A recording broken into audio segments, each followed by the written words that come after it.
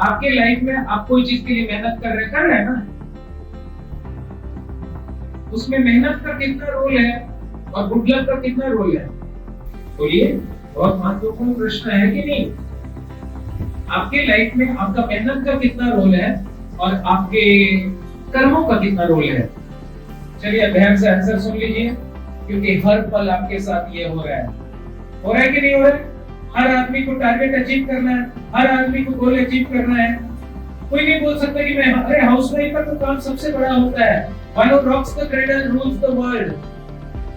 एक मैदान है, मैदान के बीच में एक लोहे की खूंटी गड़ी हुई है, खूंटी से एक रस्सी लगा हुआ है और उसमें गौमाता बंधी हुई है। सबको समझ में आ रहा है?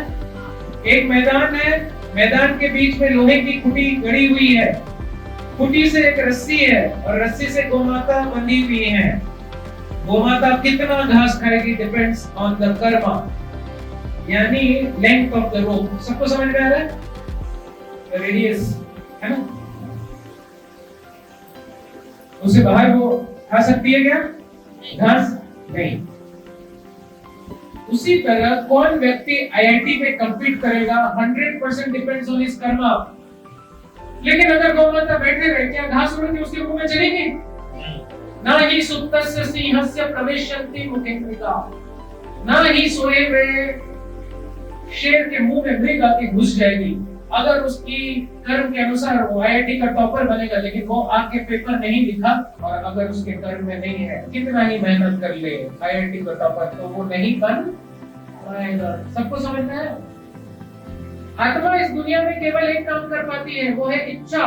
क्या इच्छा पूरी होगी कि नहीं डिपेंड्स ऑन हिज कर्मा, इस जन्म का और पिछले जन्म का।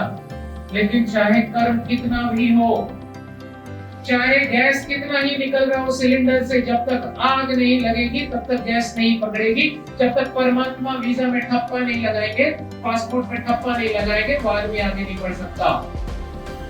By the combined desire of the आत्मा and परमात्मा, 5 फैक्टर है, भगवत गीता में बोला गया है, हर काम इस संसार में पूरा होता है। सबको समझ में आया?